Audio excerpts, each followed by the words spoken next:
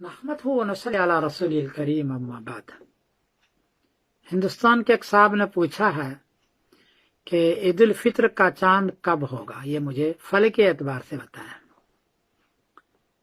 جواب یہ ہے کہ 12 مئی بروز بدھ کو کراچی میں چاند کی اونچائی ہے 7 ڈگری، پشاور میں چاند کی اونچائی ہے 6 ڈگری، انڈیا میں چاند کی اونچائی ہے 6 ڈگری، برما میں چاند کی اونچائی ہے 6 ڈگری۔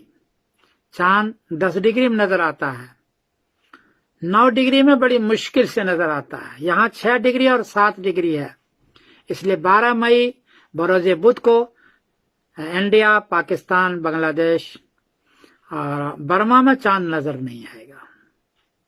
13 مئی بروز جمعرات کو کراچی میں چاند کی اونچائی ہے 17 ڈگری، پشاور میں چاند کی اونچائی ہے 16 ڈگری، انڈیا میں چاند کی اونچائی ہے 17 ڈگری، برما میں چاند کی اونچائی ہے 17 ڈگری، اس لیے 13 مئی بروز جمعرات کو چاند نظر آئے گا اور واضح نظر آئے گا، اور 14 مئی بروز جمعہ کو عید الفطر ہوگی، یہ طے ہے۔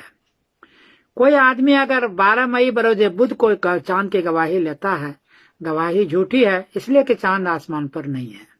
ایسا نہ کریں، کیونکہ اس سے پھر سوشل میڈیا میں بہت دیر تک لوگ شور مچاتے ہیں اور علماء کو برا بھلا کہتے ہیں، اور 2 عیدیں ہو جاتی ہے۔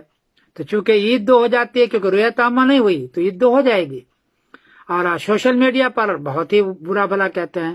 اس لیے 12 مئی بروز بدھ کو انڈیا، پاکستان، بنگلہ دیش، برما میں کوئی گواہی دے تو میری گزارش ہے کہ آپ گواہی نہ لیں، اور 13 مئی بروز جمعرات کو رؤیت عامہ کریں، اور 14 مئی بروز جمعہ کو عید کریں سبھی، اور یہی اصل ہے۔